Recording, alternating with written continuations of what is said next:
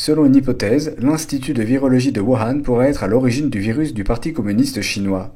C'est un laboratoire P4, le plus haut niveau de biosécurité. Radio France a enquêté sur la façon dont la France a aidé la Chine à construire ce laboratoire en 2004 et a ensuite été exclue du programme. L'idée était de mettre en place une collaboration pour lutter contre les maladies infectieuses, mais cette décision a suscité des inquiétudes en France.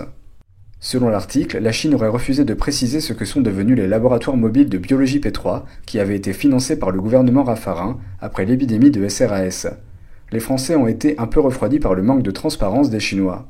Certains membres du gouvernement français ont pensé que le projet de laboratoire P4 poserait des problèmes. En 2015, la France a renoncé à sa participation à la coprésidence de la commission qui supervisait le laboratoire P4, décrivant le laboratoire comme un outil très chinois. En 2017, la France a annoncé que 50 chercheurs français y seraient affiliés pendant 5 ans, mais cela ne s'est pas réalisé, aucune raison n'a été évoquée. En janvier 2018, le Washington Post a rapporté que l'ambassade américaine avait visité le laboratoire et vu que les coronavirus des chauves-souris faisaient l'objet d'une étude. Ils ont précisé que les mesures de sécurité du laboratoire étaient insuffisantes et ont alerté Washington.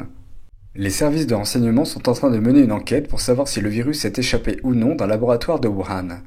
Les 5 principaux services de renseignement qui incluent l'Australie, les États-Unis, le Canada, le Royaume-Uni et la Nouvelle-Zélande enquêtent sur 2 scientifiques chinois qui travaillent dans le laboratoire de Wuhan. Selon les rapports, les 2 scientifiques auraient déjà mené leurs recherches sur des chauves-souris vivantes en Australie. Les 2 scientifiques, Shi Zhengli et Zhu Peng, sont spécialistes des virus qui apparaissent chez les animaux sauvages, en particulier chez les rongeurs et les chauves-souris.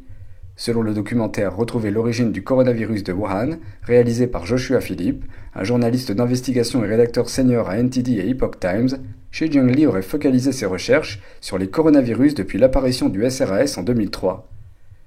Les études de son équipe au laboratoire de Wuhan se sont notamment concentrées sur la manière dont les coronavirus peuvent être transmis aux êtres humains. Depuis l'apparition du SRAS en 2003, Shi Zhengli mène des recherches sur les coronavirus. Depuis 2010, les recherches de Shi et son équipe ont été redirigées pour identifier la capacité de transmission des coronavirus entre différentes espèces. Elle a en particulier travaillé sur la protéine S des coronavirus. En d'autres termes, la recherche sur les protéines dans le laboratoire de Wuhan s'est focalisée sur la partie qui peut rendre les coronavirus transmissibles aux êtres humains. Shi a été surnommée la femme chauve-souris de la Chine par ses collègues en raison du temps qu'elle a passé dans les grottes à chauves-souris à la recherche de virus. C'est ce qui ressort d'une interview publiée le mois dernier dans le Scientific American, un magazine américain de vulgarisation scientifique. Shi est également co-auteur d'un article de recherche dans la revue Nature qui établit un lien entre le nouveau coronavirus et les chauves-souris.